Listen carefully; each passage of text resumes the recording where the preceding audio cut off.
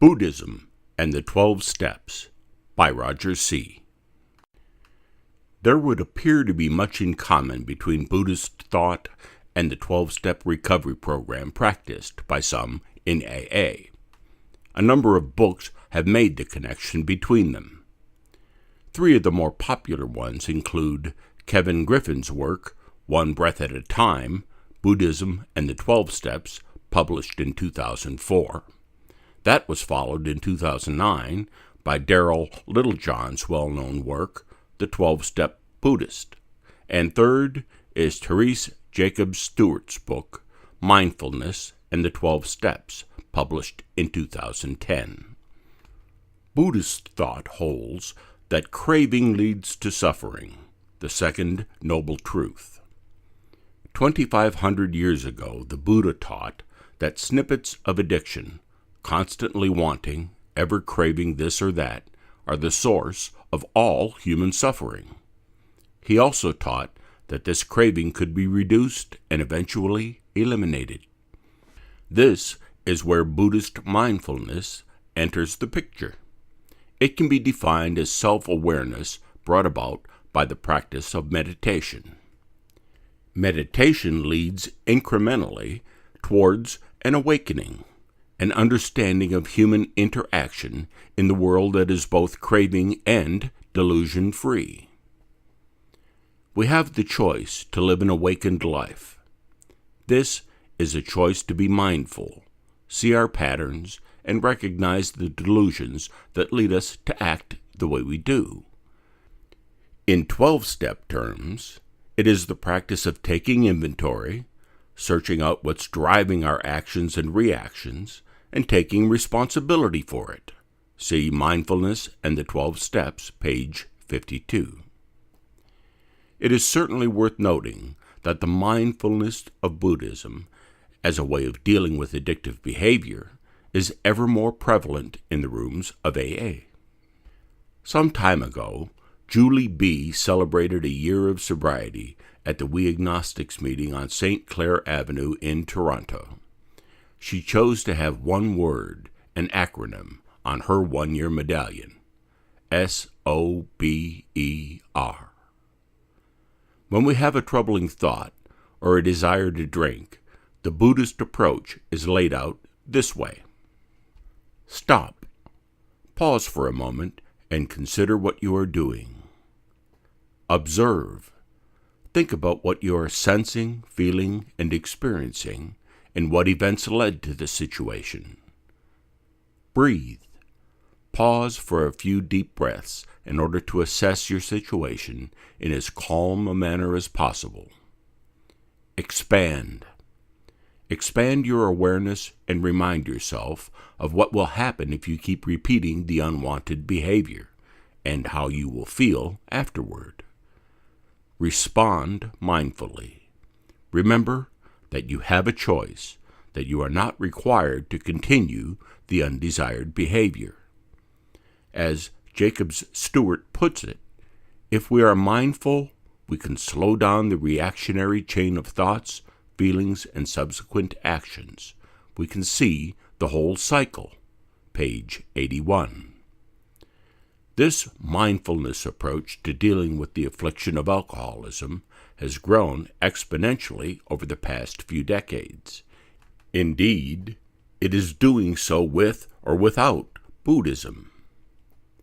In 1990, Jon Kabat-Zinn published a groundbreaking book, Full Catastrophe Living, which launched the use of mindfulness meditation as a stress reduction program called Mindfulness-Based Stress Reduction, MBSR.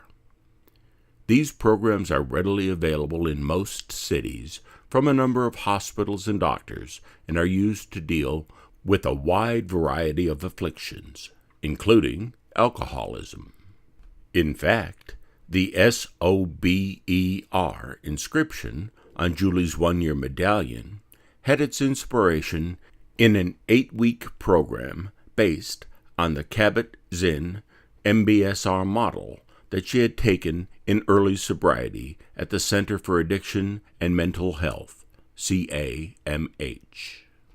It is perhaps also worth mentioning that, like AA, the Buddhist approach places a great deal of emphasis on community or fellowship as an important part of maintaining sobriety. Buddhism believes that all beings are interdependent and thus has a profound understanding of the importance of the principle of one alcoholic helping another alcoholic as an important part of recovery. Many looking for meditation and mindfulness to deal with the affliction of alcoholism turn to the Buddhist Recovery Network, which has been online since 2009. The website supports the use of Buddhist teachings, traditions, and practices to help people recover from the suffering caused by addictive behaviors. The Buddhist Recovery Network specifically promotes mindfulness and meditation as a way of dealing with alcoholism and addiction. On its resources page, it lists a total of 16 published books that take a Buddhist approach to working the 12 steps.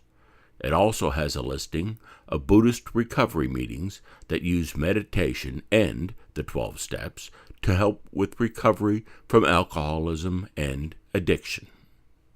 And on the Buddhist Recovery Network's meetings page, it lists times and locations for meetings in half a dozen countries. In the United States, there are roughly 100 meetings, with 30 of them in California. 3 of those are in Santa Monica, where the WAFDIAC convention will be held in November. Interestingly, at the Alano Club in Portland, Oregon, where a Beyond Belief Agnostic AA meeting is held on Sunday mornings, there is also a Buddhist 12-step meditation meeting on Tuesday evenings. Indeed, many of these Buddhist recovery meetings involve the 12 steps. A Buddhist approach to the 12 steps can be an important part of achieving what Bill Wilson described as the personality change sufficient to bring about recovery from alcoholism in the big book, Alcoholics Anonymous. Buddhism and the 12 steps, do they fit together? They sure do, for an increasing number of people.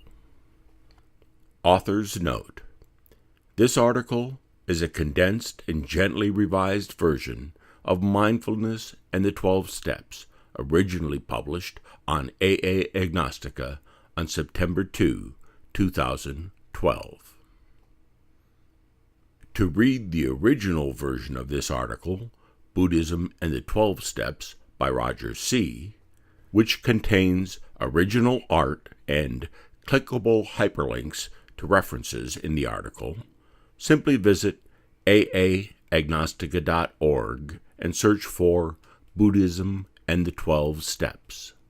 Posted July 16, 2014. This audio version was recorded on March 8, 2017. For more audio versions of our stories and articles, simply visit